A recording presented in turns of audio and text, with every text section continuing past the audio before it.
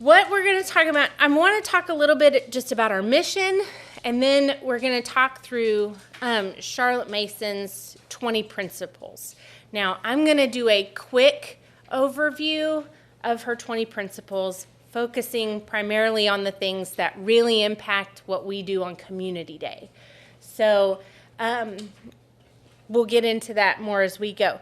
But just a little bit about our mission. Our mission is to provide community and enrichment to homeschooling families by assisting in spreading the feast of education through faith-building experiences, academic support, and the trusted techniques developed by Charlotte Mason.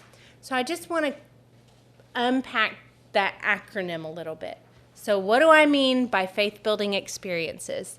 So first of all, like what we talked about a little bit before, we establish an environment where you and your students can practice their Christian faith.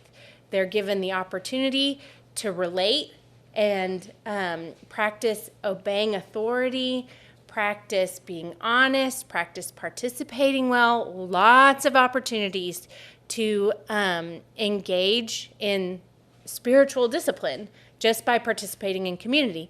Because the fact is, when you get two sinners together, they get to practice their faith.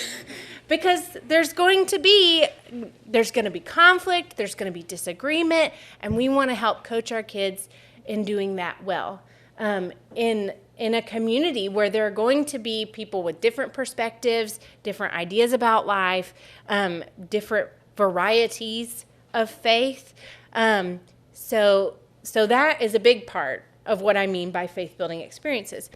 Additionally, we have opportunities on the calendar for kiddos to participate in special events like Operation Christmas Child, or going to a nursing home to work with the older folks there, doing these different activities so that they get something very much outside of their box, getting some perspectives very much outside of what they normally experience, to help them take some next steps with their faith.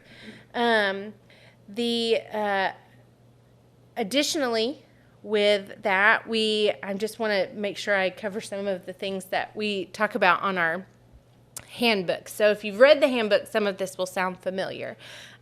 We provide children the opportunity to distinguish between what they will and what they want, and thus engage their will toward self-discipline. And we train them not to lean too heavily upon their own understanding, but establish that education chiefly rests in the acceptance and rejection of ideas. Now, a lot of that comes from Charlotte Mason's principles, and we're going to dig into that a little more as we go along. So we do some other things in our missions as well. So assisting in spreading the feast of education by providing academic support. So we do a wide and generous curriculum, not just reading, writing, and math, but artist study, Shakespeare, composer study, folk dancing, all of these. We want to communicate to our students that these are just as worthy as more traditional, conventional subjects. And all of this is in an effort to trust the child to consume what God has for them. That they can come to the feast and eat what they will. That it's not about cramming everything into them, but letting them come and do the digesting themselves. So then finally, in our mission, we employ the trusted techniques of Charlotte Mason. So there are a lot of ideas out there about how to educate. I mean, just to name a few, there's pure classical education. There's conventional methods that you would see in a public or a private school. There's Montessori. There's Waldorf. There's unschooling. There are so many ideas about how to educate. And you can pick your way forward, especially in your own homes.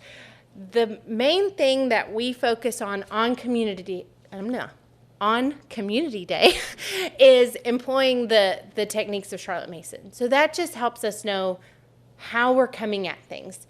It's not to say you can't do other things at home. You can absolutely do whatever you want at home. It just means that we're going to make certain choices on Community Day about how we do things.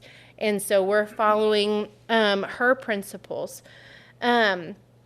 So with all that in mind, we don't necessarily also follow educational fads, but we follow Charlotte Mason's principle, her philosophy and methods, and also not with the intention of creating a late 1800s cottage school. That's not what we're trying. We're not necessarily trying to recreate the past, but we want to just pair trustworthy principles with an ever-expanding knowledge base. So the next things we're going to talk about are her 20 principles, so that we can kind of have a handle on why we do things the way we do. So the 20 principles really are to answer the question, well, why do we do it that way? So that as we go through the year, if you are feeling uncomfortable at any point, like, oh, are they really getting it? Are they really understanding? Is my kiddo actually learning anything about Shakespeare?